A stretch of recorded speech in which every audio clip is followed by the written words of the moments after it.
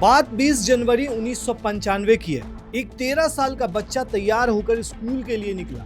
नाम था उसका संदीप बंसल। जब वो स्कूल गया तो लौटा ही नहीं। माँ बाप ढूंढते रहे लेकिन बच्चा नहीं मिला। फिर एक कॉल आया, बच्चा चाहिए तो 30,000 दे दो। माँ बाप घबरा गए कि आखिर ये कौन है। भागे भागे पुलिस के पास पहुंचे। साथ ही उधर से ये भी कहा गया कि अगर पुलिस को बताया तो बच्चे को मार देंगे। और फिर कुछ ही समय के बाद संदीप का शव मुस्तफाबाद के एक नाले से बरामद हुआ। जानते हैं इसमें किसका हाथ था? ये शख्स जो दिन भर बैठकर मुस्लिम को गाली देता रहता है। इसने ऐसी चालाकी की, नाम ही बदल लिया, मुस्लिम से हिंदू बन गया।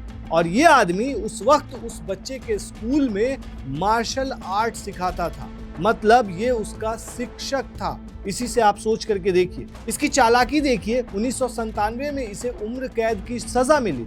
उसके बाद 3 साल ये जेल में रहा। उसके बाद पैरोल पर 2000 में बाहर आया और बाहर आते ही फरार हो गया। कानून की नजरों में खुद को मृत घोषित कर दिया। हरियाणा और यूपी की गलियों में पहचान बदल कर रहने वाला ये अपराधी गाजियाबाद के लोनी में सलीम वास्तिक बनकर नई जिंदगी शुरू कर चुका था। उसने यूट्यूब की दुनिया को अपना हथियार बनाया, जहां वो एक सोशल एक्टिविस्ट बनकर सुर्खियां बटोरने लगा।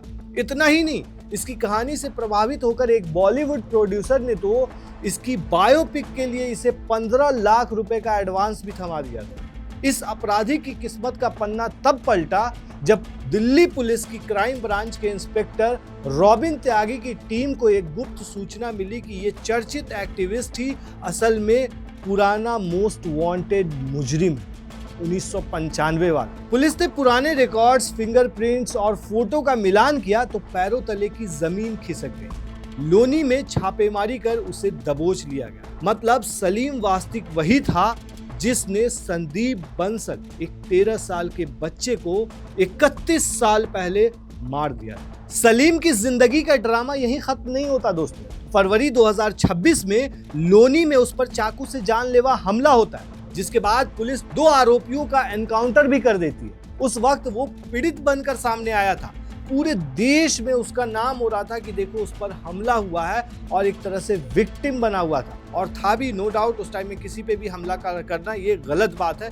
किसी को भी हक नहीं है कि वो कानून को अपने हाथ में ले ले। लेकिन किसे पता था कि उसी पीड़ित के अतीत में एक बच्चे की हत्या का दाग छिपा है। फिलहाल दोस्तों, कानून के लंबे हाथ ने सलीम को पकड़ लिया है और तिहाड़ जेल की सलाखों के पीछे भेज दिया है। लेकिन इनके ताल्लुकात अगर आप देखेंगे तो नाजिया इलाही खान से लेकर के जितने भी वहां पर हैं जो बहुत हिंदूवादी दल के नेता हैं, उनसे इनके ताल्लुक रहे हैं। जब इन पर हमला हुआ था उसके बाद सारे लोग इनसे मिलने के लिए गए थे और इस वक्त उनकी बहुत ज्यादा तारीफ भी की। दोस्तों, इस कहानी पर आप क्या कहते हैं हमें कमेंट में जरूर बताएं। और अभी तक हमारा आधान हिंदी आपने सब्सक्राइब नहीं किया है तो सब्सक्राइब करें। शुक्रिया।